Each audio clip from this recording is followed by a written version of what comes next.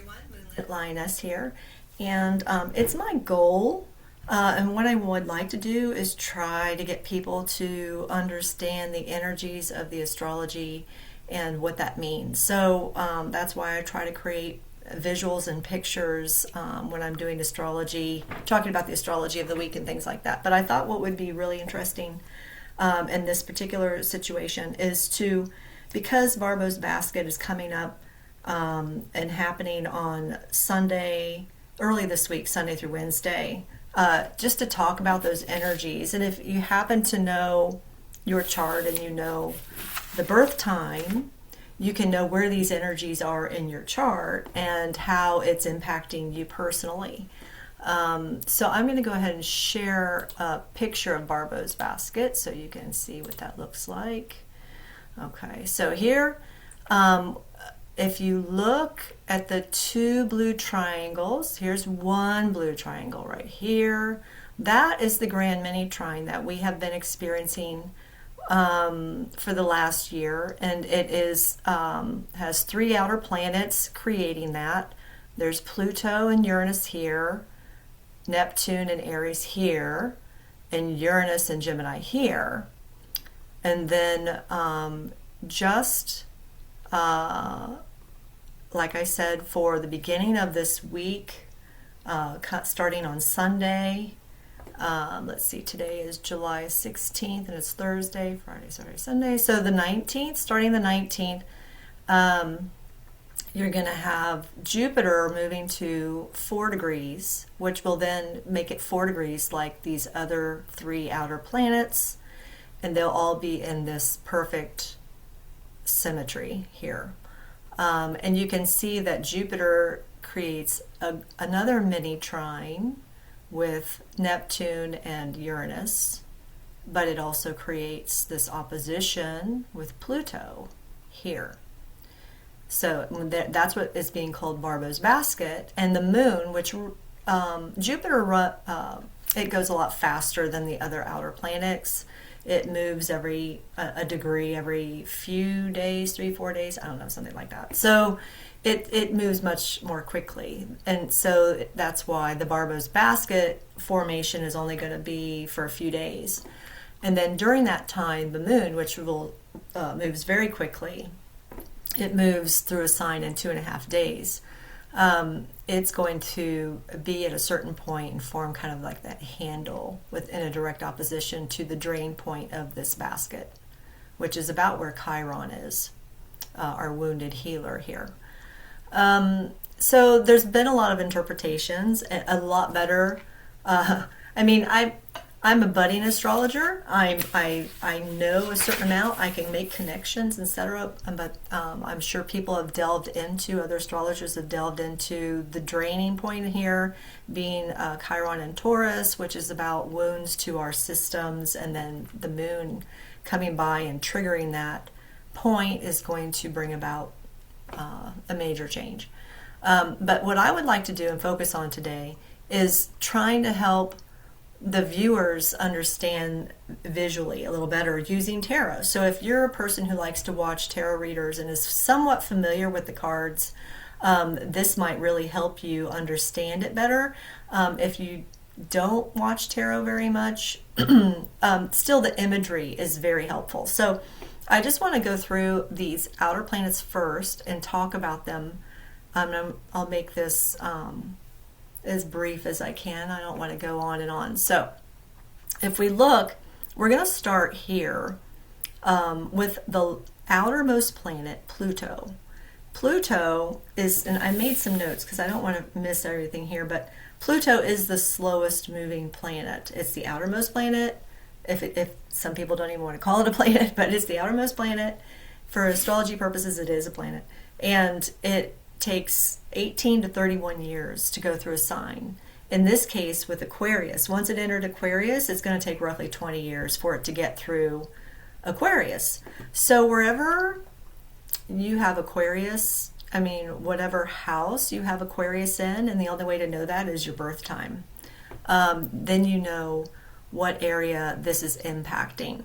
So when Pluto enters a house, when Pluto enters a sign, it's like I want to say wrecking ball, but it's not that fast. It's like a very slow moving wrecking ball. I mean, it just totally changes when it goes into a sign. Like, for example, if it's in your fourth house, if it goes into your fourth house, by the end of 20 years, your home situation is going to be totally different than what it was when it first entered.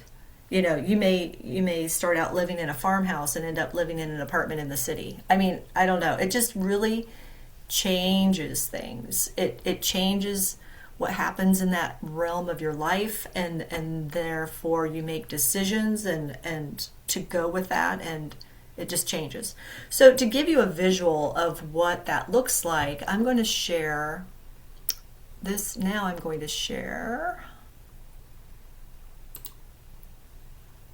my camera and show you what I've got set up here. So you can see I've got an astrology board, and I've got cards set up in the places where the Barbault's basket points are. So this is Pluto, this is Neptune, this is Uranus, this is Jupiter. And right now we're talking about Pluto. To get a better sense of the energy of Pluto, this card in astrology is Pluto. So you can see it's judgment, it's awakening. It's like, okay, you're learning something new that you didn't know before, and it's changing everything about your world, right? So it's on a grand scale, that's really what it is. And Pluto rules, in modern astrology, Pluto rules Scorpio. So here you've got the Scorpio card, which is the death card. And so in death, we know it's about, if it's not about death, which hopefully it's not, but it's about long, slow changes that are happening, not abrupt, but long and slow. And then both of these are taking place, or, Pluto, the ruler of Scorpio, is taking place in Aquarius. Aquarius in tarot is the star card. It's about, it can be about astrology. It can be about the stars. It can be about space and everything Aquarius rules. It can be about humanitarianism, connection, and so on. So you've got this big, slow-moving change that's happening in how we connect with each other and our technology, because Aquarius is also in technology, right?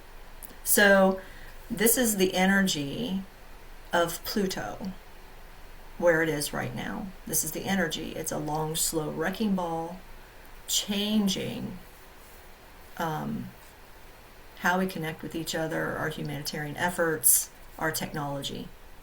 Okay, and that is the slowest moving. The slowest moving is going to be the one, the other planets kind of trigger when they aspect this. They'll trigger this to move forward, kind of like a clock, Every time the minute hand changes, that hour hand is advancing. It's kind of like a clock, right? So this is Pluto energy. Now I'm going to go back to our picture of Barbault's basket and show you the planet across from Pluto is Uranus. Uranus actually is the modern ruler of Aquarius, which means that it has a large say in what's going on over here in astrological terms. So Uranus, Pluto and this Aquarius energy is very receptive. It's very receptive to what Uranus has to say. So what does Uranus have to say? Let's go back and look at my camera again, my layout, and look at Uranus. So here we've got, down here we've got Uranus. In astrology, Uranus is the Fool. So it's kind of abrupt new beginnings, right? So the Fool is like a new beginning, and he's what could happen can be very abrupt. He could fall off the cliff here, or maybe it's just a little ledge. It's hard to say because you can't necessarily tell.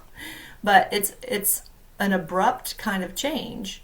Uranus rules Aquarius, so it's about new technology, and that doesn't show so much in this picture, but it's new technology, and the other types of things are escaping me at the moment, but because of where we are in the world right now, we are experiencing a lot of new technology. It's in Gemini, so here's Gemini, and I wanted to put, what does it rule? Uranus rules Aquarius, so let me put Aquarius in here for us. So here's Uranus, it rules Aquarius, so we've got this new something, kind of this flavor of newness happening, right? Something new and different and abrupt, and something to do with, the stars and everything. It makes you think of like Star Trek and something futuristic and space-like and new techie kind of stuff. And then it's in the sign of Gemini. So how is this happening? This is happening with our communications, how we think and how we communicate, the decisions that we make on a daily basis. They're constantly being focused on and changed, etc. And all those changes are like the minute hand moving the clock, and then the hour hand, it's changing to the next hour. Pluto is like us changing to the next hour. And Uranus is like, actually it's a little slow moving too, but yeah, okay, it's the minute hand. We'll call it the minute hand. So this is the energy of Uranus, which is connecting in a trine, a nice aspect, to Pluto, which is that death and rebirth energy. Okay, so we've got that happening, and this has all been happening. This is the grand mini trine, so it's all been happening for the past year. It's all been governing humanity on a global scale, because it's outer planets for the past year.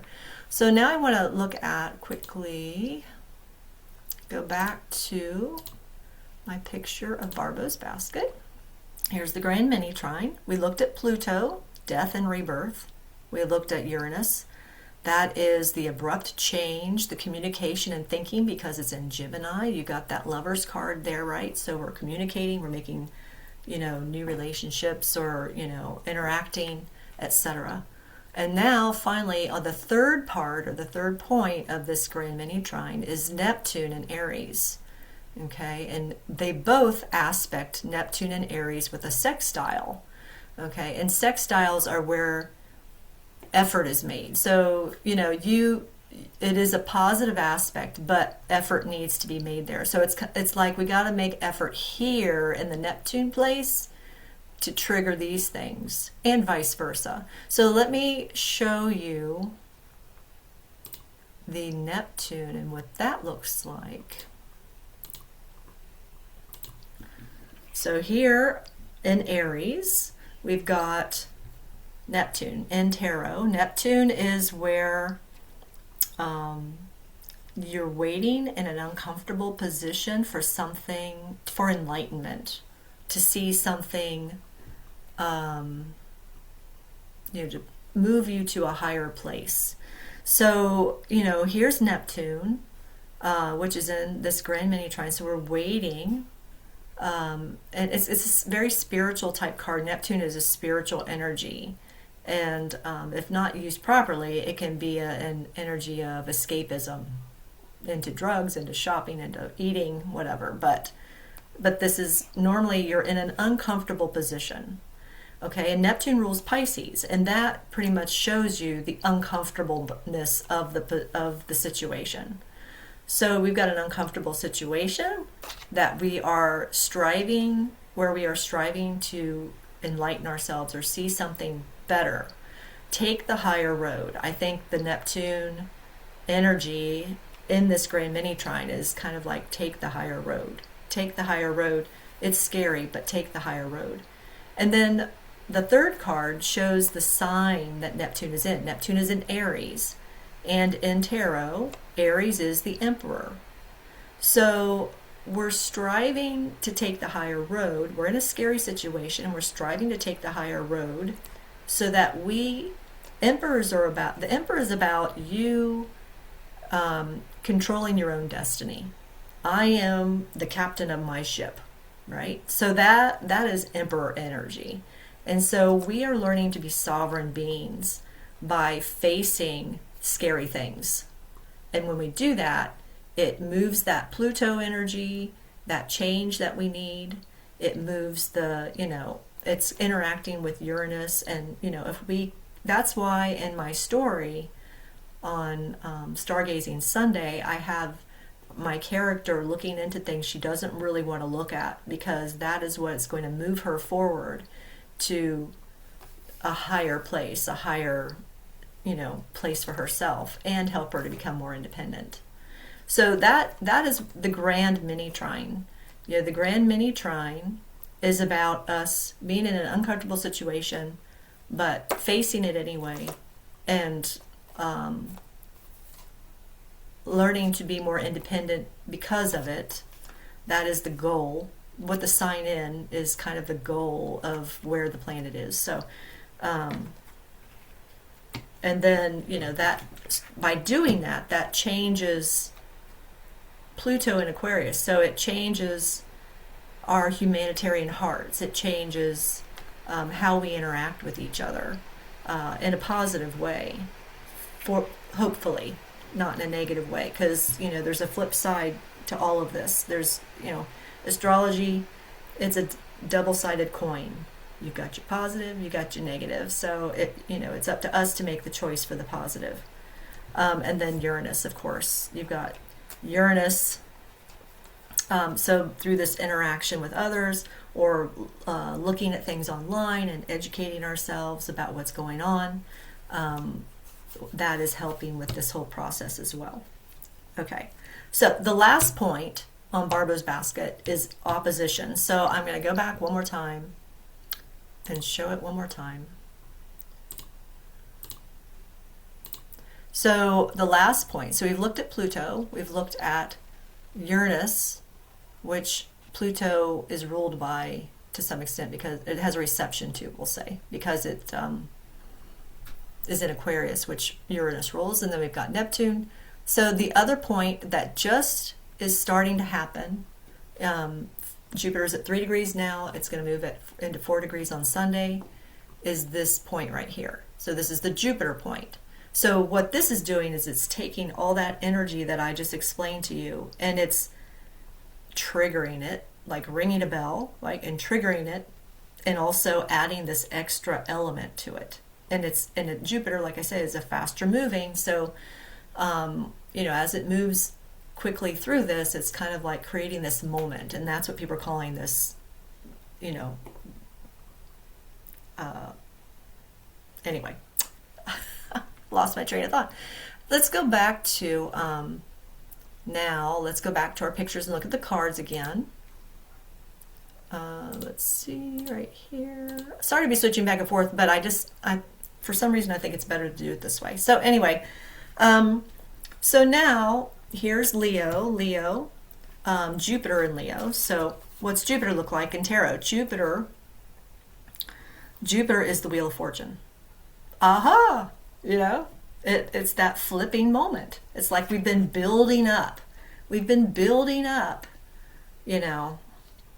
with this change. Change is going to happen it's going to continue to happen because Pluto's in the Aquarius for 20 years. So it's going to keep going, keep changing, etc. But this all working together is not going to last much longer, where they're all at 4 degrees. That's going to change by the end of July, that they won't even be an aspect to each other anymore. So by them being in these positive aspects to each other, this is all working together to change things. So Jupiter comes along and it does some sort of like flip, right? It's flipping the situation. And what does Jupiter rule? Jupiter rules Sagittarius, and I did not get that card out. So sorry about that, but I didn't get the card of, I got the wrong card actually. So because I should have gotten Sagittarius. So it flips something. And Sagittarius is a card of, it's interesting because Jupiter is about like what you would think is a sudden change. But then, let me find Sagittarius. And then Sagittarius is more like change is happening in the background, but it's not quite here yet, right? It's like it's alchemizing and we're working on it, right? So we've got Jupiter in Leo and we've got Sagittarius. And so this Jupiter comes along, it hits that point, and it's, I don't know, it's making things happen, right? It's like all of a sudden, it's like making a circuit connection, you know, and getting things flowing. And so we've got Jupiter, so the change is happening, and where is it happening? It's happening in Leo. And what does Leo look like in the cards? It looks like this. And this card for me, Strength, is about, to me, it's about where things are not easy. You know, the lion, opening a lion's mouth is not easy, I imagine. But this woman has reached a state of strength where she is able to get the lion to open its mouth without force. You know, she's, you know, it's kind of like you treat your pet, you give your pet a treat and they will do something for you. So she's figured out how to get the lion to do something for her.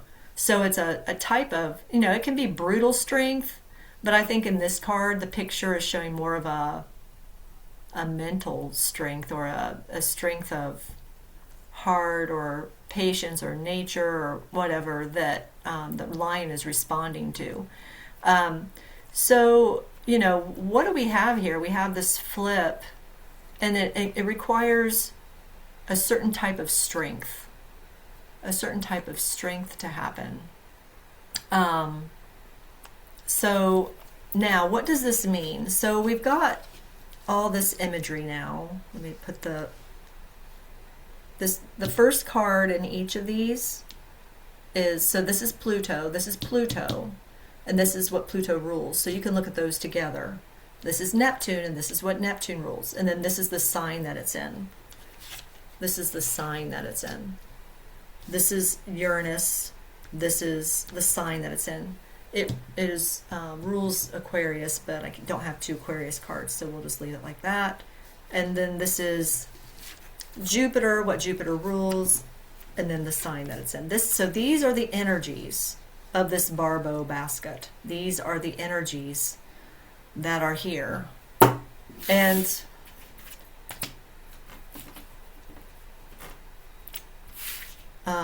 I hope that helps create some imagery for you. The one last thing I wanted to just talk about quickly is how this impacts your own personal chart.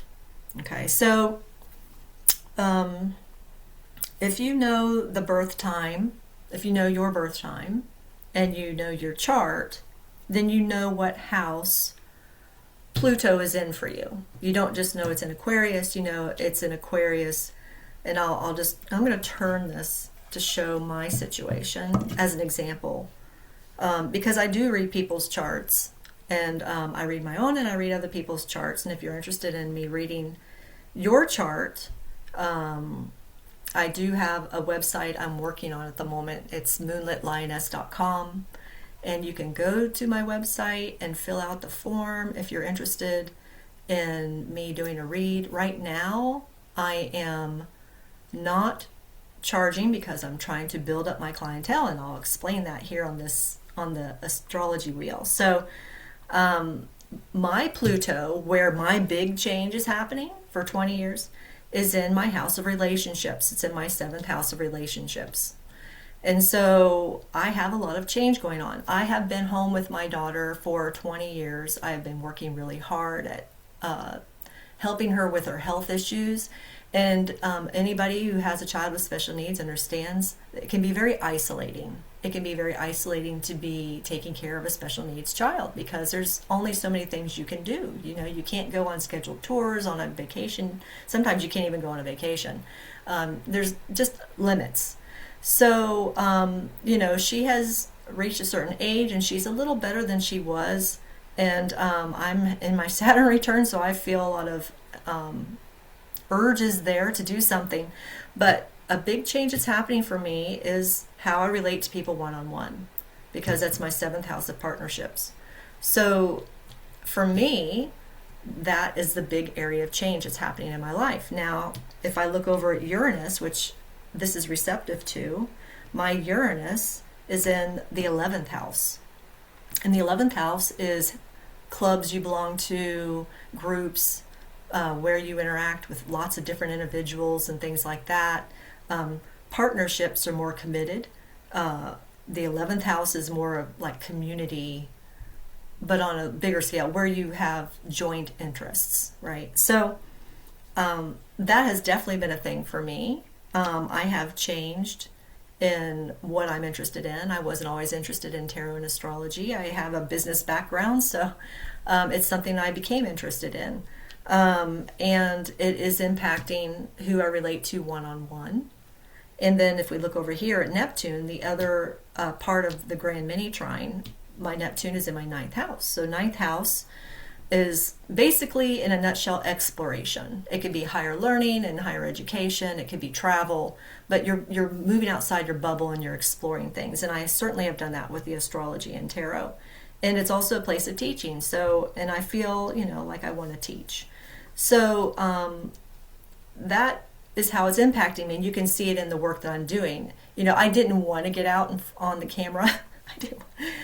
I don't want to be on camera, and I don't have a lot of time to get myself all prettied up for the camera because, I take care of special needs daughters. So when I can get it out there, I get it out there. But I feel this big urge, and it's coming from the planetary alignments in my astrology and how this Barbault basket is impacting me personally. Not the Barbault's basket, but the grand mini trine. The Barbault's basket is coming into formation, right? And it looks like there's like a definite change. So in this case, if I had to predict what was going on for me, this is happening in my 1st house of identity and who I am and how I present myself to others. And that certainly has been coming to, there's going to be, it's kind of like what I say with Trump's speech that's happening this evening, Thursday evening. It's a pivotal speech. Don't miss it. There is also a pivotal moment happening for all of us with this Jupiter in Leo at 4 degrees making the Barbault basket. So just wanted to share a little bit of how it impacts me. If you want to know how this impacts you, get in touch with me. I told you how, moonlitlioness.com.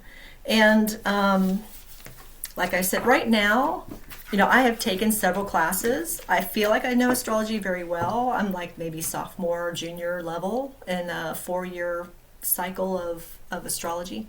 So, at this point, I'm the kind of person who really does a lot of research and wants to know everything before I present, typically. So it's really hard for me to just get out and kind of do stuff and wing it. It's hard for me to do that. But, when I do someone's chart, I do take a lot of time with it when I do things with it. But I'm just saying, as far as what it costs, that can be discussed depending on what you want. But at this point, because I haven't had a lot of clients yet, I don't feel it necessary to charge anybody very much at this point, if anything. So I would, if you're interested and you want to do a read with me, please fill out the information, or you can respond in the video if you want to. But I hope that was informative. So we'll go ahead and stop the share.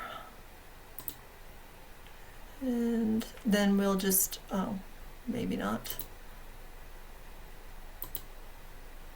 Okay, well, I have to remember how to stop. Oh, yeah, here we go.